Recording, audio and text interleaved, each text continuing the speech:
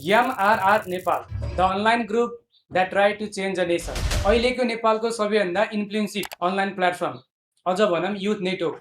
MRR न कुनै political party थियो न कुनै कम्पनी, तर उसले इन्फ्लुएन्स गर्यो इलेक्सनदेखि त प्रोटेस्टसम्म, पब्लिक ओपिनियन्सदेखि त लिएर public क्याम्पेन्ससम्म।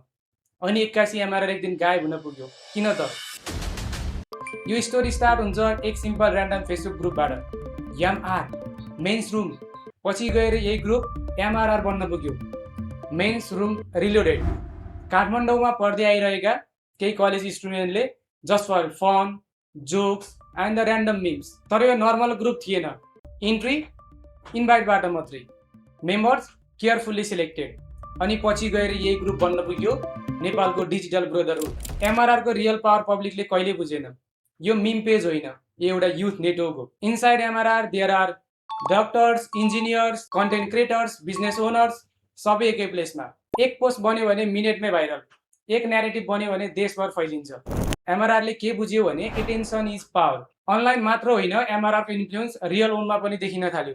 Youth movement, street protest, digital campaigns and the corruption discussion, सबैमा एक इन्भिजिबल कोअर्डिनेसन जस्तो फिल हुन्थ्यो। मेनी बिलिभ यो नेटवर्कले गर्दा बालेन्द्र शाहको राइज भयो। डिरेक्ट प्रुफ छैन, but the digital wave is clear. जब पावर बढ्छ तब क्वेसन पनि उठ्छ।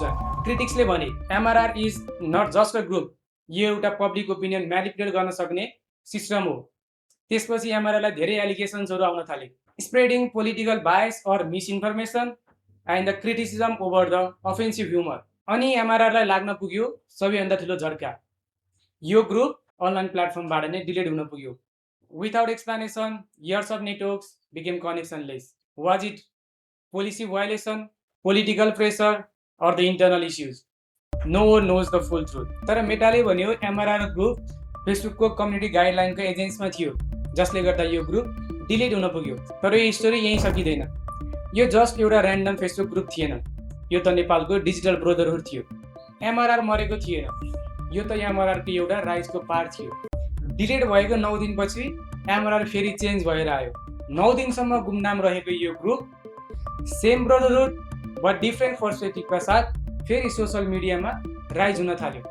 र यो ग्रुपले त्यो टाइमबाट मिम्स भन्दा पनि देशको बेइज्जतीमाथि कडा शैलीमा प्रश्न गर्न थाल्यो र झन्झन सहयोगको भावना बढाउन थाल्यो, जुन अहिलेसम्म पनि कायम रहेको छ। MRRले देखाइदियो अनलाइन नेटवर्क पनि रियल वर्ल्ड एक्सनमा कन्भर्ट हुन सक्छ र यो नेपालको most influential social media group बन्न पुग्यो।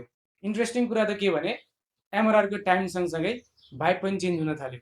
इड्गी मिम कल्चरबाट pure Nepali culture and the spiritual music, अझ प्रष्ट रूपमा भन्नुपर्दा भजन। इन्टरनेटमा पहिला मिम्स भाइरल हुन्थे भने अहिले MRRका भजन।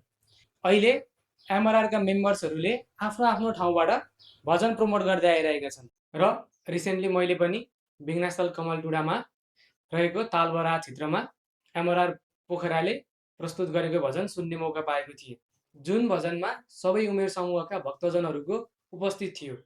अझ भनौँ सबैभन्दा बढी त युवा पुस्ताहरूको उपस्थित चर्को देखिन्थ्यो, जसले के इन्डिकेट गर्दैछ भने अहिलेको युवा पुस्ताहरू पनि वेस्टर्न कल्चर भन्दा पनि आफ्नै नेपाली कल्चरतिर आकर्षित भएको देखिएको छ। अब MRRको नेक्स्ट मुभ के हुन्छ त्यो त भन्न सकिँदैन, तर पनि MRRले गरेका कामहरू चुनाव होस् या प्रोटेस्टमा होस् या संस्कृति जगेर्नाका कुराहरू हुन्, MRRले गरेका कामहरू सबै प्रशंसनीय छन्। हजुरलाई के लाग्छ, MRR भित्र यो ब्रदरहुड सधैँ कायम रहिरहला त?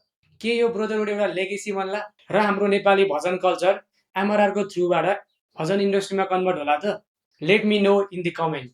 अहिलेसम्म हाम्रो युट्युब च्यानल हेरेर साथ दिनुभएकोमा धेरै धेरै धन्यवाद र यस्तै अपडेट्सहरूको लागि हाम्रो युट्युब च्यानललाई सब्सक्राइब र लाइक बटन थिच्न चाहिँ नबिर्सनु होला।